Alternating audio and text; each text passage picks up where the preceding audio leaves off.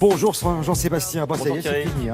Les vacances, c'est terminé pour les Exactement. tennismen. En tout cas, C'est ouais. reparti. Alors où est-ce qu'on va exactement là? Ah, vous l'avez dit, c'est reparti. C'était courtes les vacances pour eux quand même. Hein. Ouais. Ils ont repris les raquettes, ils ont pris le chemin des cours. Effectivement, ils préparent tout simplement la saison 2018. Et on va aller du côté d'Abu Dhabi où c'est là que ça a commencé. Regardez, avec ces toutes premières images donc, de ce tout premier match exhibition, le premier de l'année entre l'Espagnol Agut, 10e mondial en noir, opposé au Russe Alexander Rublev, lui il est 39e, avec des jolis coups, vous voyez, à la volée.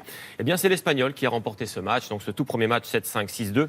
Une victoire qui va lui permettre d'affronter Novak Djokovic au prochain tour. Djokovic, dont ce sera le grand retour, puisqu'il était absent depuis 6 mois pour soigner, vous le savez, une blessure au coude droit.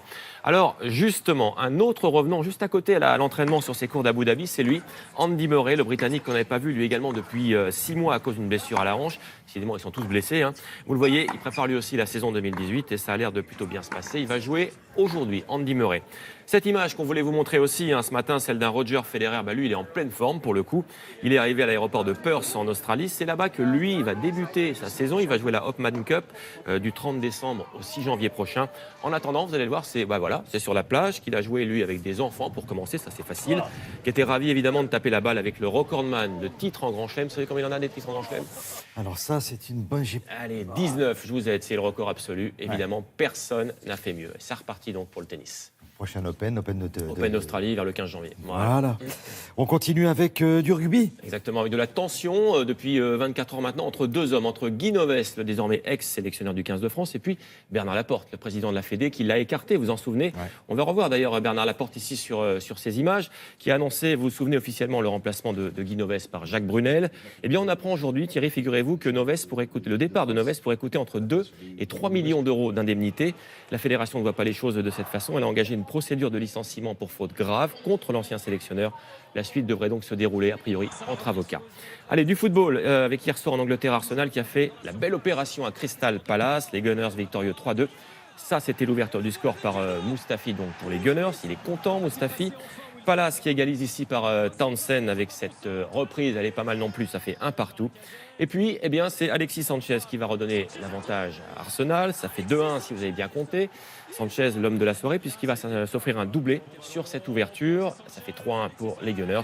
Allez, en fin de match, ce but vous allez voir, de Topkins pour Palace ne va rien changer. Le score final, 3-2 pour les Gunners qui sont 6e du championnat ce matin. Crystal Palace, 16e.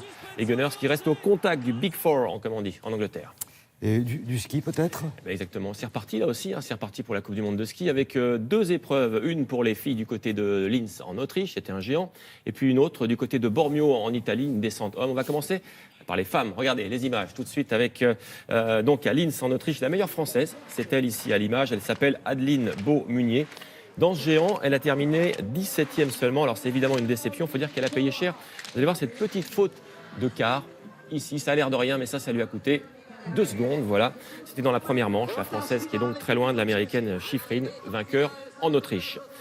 Chez les hommes, vous allez voir, ça se passe un petit peu mieux pour Adrien Théo que voici, qui a réalisé un bon chrono sur les pentes de Bormio en Italie.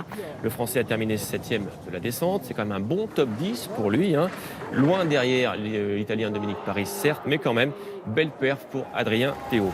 Alors, dans cette descente, Thierry, regardez bien, il y a eu des chutes. D'abord, celle de l'Américain Travis Gagnon. Je vous laisse regarder, c'est ici. Voilà, alors heureusement qu'elle est filée, vous voyez, c'est impressionnant, mais ça s'est terminé sans gravité, heureusement pour lui, il s'est relevé. Autre chute, celle du Français Guillermo Fayed. Voilà, alors lui aussi, heureusement, il y a des filets, impressionnant, lui aussi, belle frayeur, mais à l'arrivée, il s'est relevé, tout va bien. Allez, puisqu'on est en montagne, cette toute dernière image, là, cette fois nous sommes en Chine. Alors, il fait froid en ce moment dans les montagnes chinoises, il fait très froid du coup, qu'est-ce qu'on fait? On chauffe les piscines, comme ici, pour des compétitions en extérieur. Alors voilà, c'est vraiment vivifiant dehors, c'est plutôt sympa quand on nage. Je ne sais pas si vous avez déjà essayé comme ça, en station de ski, non, c'est plutôt sympa. Il fait 30 degrés dans la piscine, c'est bien. Puis après le ski, voilà, je vais tenter ça un jour. Enfin, pour l'instant, c'est plutôt sympa. Je vais rester avec vous, je ferai ça un peu plus tard. Merci beaucoup, c'était bien sympa Jean-Sébastien.